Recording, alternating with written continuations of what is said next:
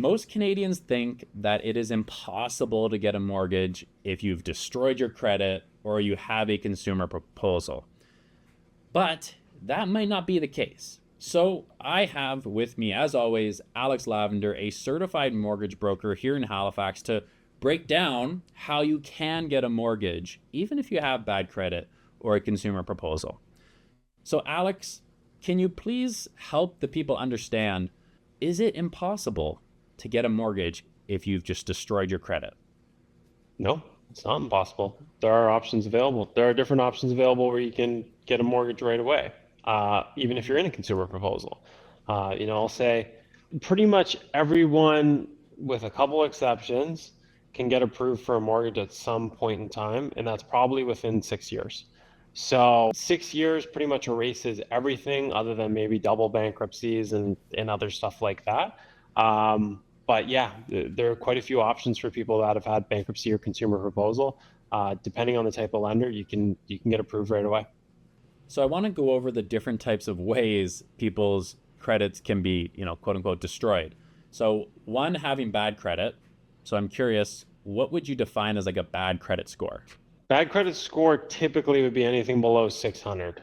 That Okay. that if it's below 600, a traditional lender typically won't even look at it. So that would kind of be your absolute cutoff. But it is really important on the credit history. I've seen people that have 680 before that have been declined because they've had, multiple missed mortgage payments, for example. At least with a traditional lender, declined. Okay, so bad credit, so score of less than 600, hmm consumer proposal, and bankruptcy. hmm Alex, can you describe the difference between these three types of bad credit situations?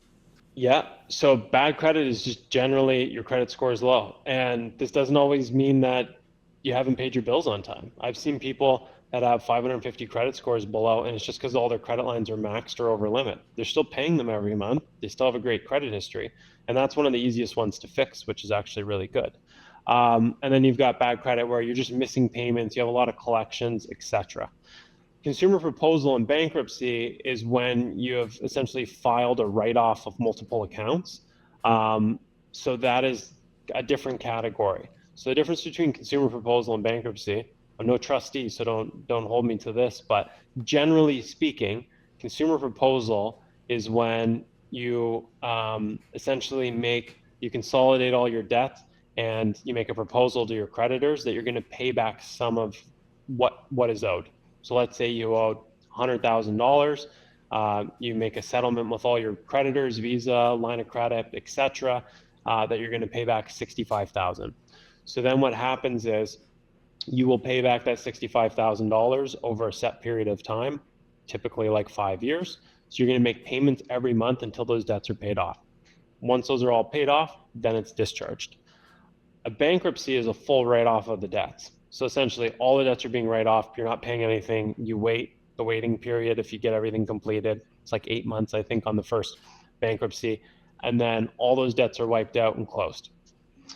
And then it's discharged. And the discharge is kind of the starting point of new credit after that.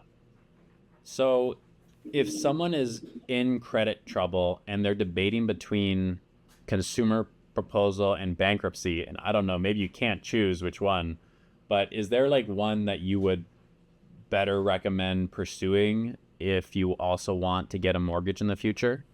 I would talk to a licensed insolvency trustee for something like that because I think that is really specific per situation, and it's outside of my professional advice.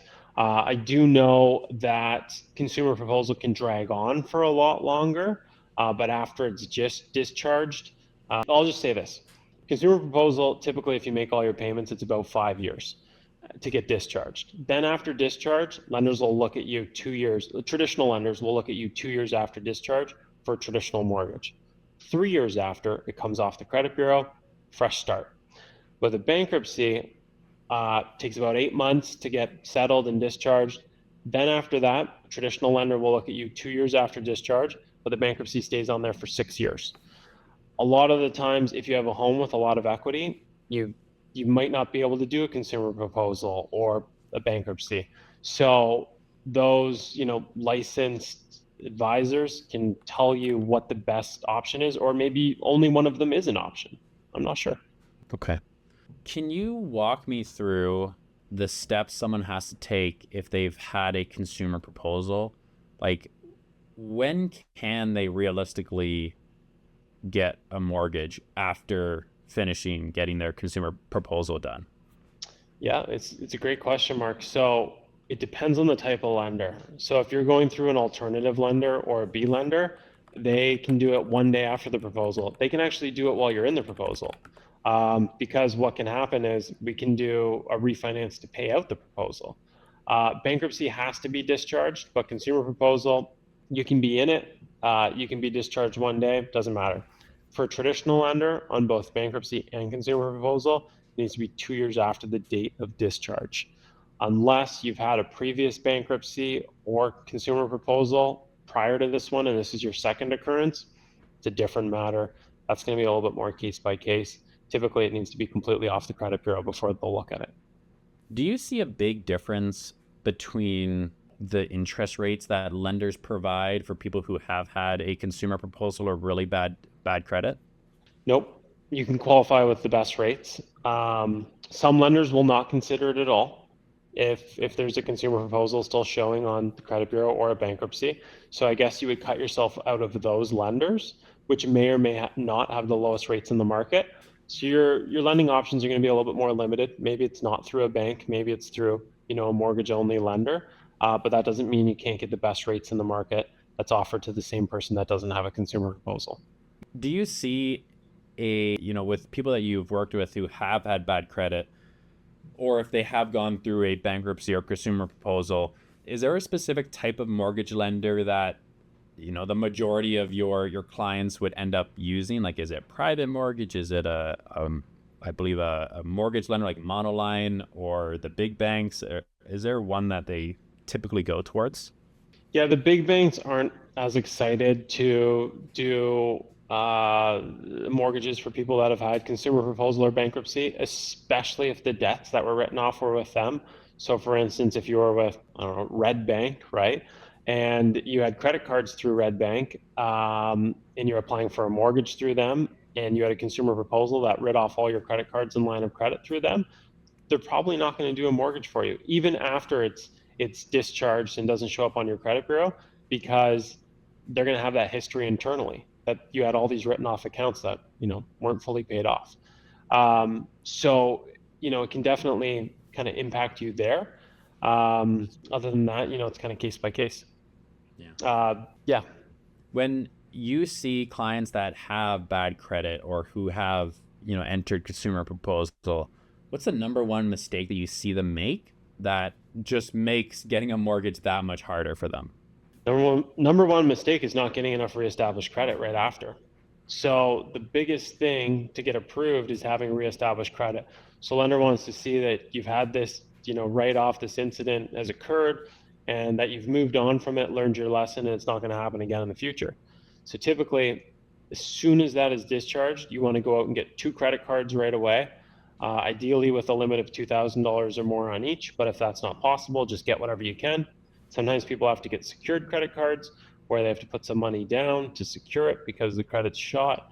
But they want to see that 2-year clean credit history on 2 credit cards, no missed payments. If you do that and your credit score is high enough, you'll have a great chance of getting approved through a traditional lender 2 years after the discharge date. Okay, that's fantastic advice. What if someone has been applying for credit cards, but they can't get approved for credit cards? Is that when you use those, what did you call it, the prepaid credit cards? You put a down payment on it? Yeah, so guaranteed or secured credit cards, there's a few providers out there. You just have to search it. There's probably 5 or 6 providers. You don't want to get a prepaid credit card, like you go into a drugstore and you pay $50 for the Visa and get it right there on the spot. That's not going to build your credit. That's a prepaid card. You need a guaranteed or secured card. So you're paying for your credit limit. So if your credit limit was $500, they're asking for $500. And then if you don't pay your credit card on time that month, they're going to charge you interest back on it. So they're making money off of your money, but you know what? They're giving people a chance to kind of start from the bottom. And what'll happen is after you've reestablished that credit history and paid it on time, you'll start to see other credit card providers offering unsecured credit cards. Okay. What's the fastest time that you've seen someone actually take their credit from a bad score and turn it into a pretty decent score and get their first or a repeated mortgage? 30 days. So a lot of the times bad credit can be involved by having credit cards that are right at their credit limit or over limit. So we've seen borrowers come in, maybe it's a gift from family or from other sources, pay those credit lines all down to half. Credit score boosts hundreds of points within a month, just whenever it updates on the next cycle. So 35% of your score is based on that utilization. So if those credit lines are maxed out, getting them paid down, quickest way to get your credit score higher. Well, I think that's probably a huge relief for someone who like is in that situation and, doesn't know what they can do, because that's a pretty quick turnaround time. So that's fantastic advice. I highly suggest that you take some notes on this video here so you can actually start to implement these tips that Alex is giving you.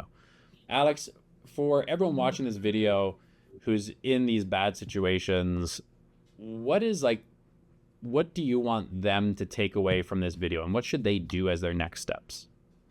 Yeah, the biggest thing is, I mean, you can reach out to a mortgage broker. We can see where your credit score is and what exactly needs to be improved. But the biggest thing is, find out the reason for the bad credit. Is it missed payments? You just got to stop missing those payments and get them back on time. And that'll probably take 2 years. Is it high utilization? Get those credit lines paid down right away, and you're going to see a boost on your credit score. So just depends on the exact reason of why the credit's low, and then you can address how to fix it. Okay, perfect. Well, if you want to work with Alex and get a mortgage, even with having bad credit or a consumer proposal, then use the link down below or go to alexlavender.com. And if you have any questions on getting a mortgage in any situation, let us know in the comments on this video, and subscribe to Alex Lavender on YouTube so you get more videos just like this one. And we'll see you in the next video.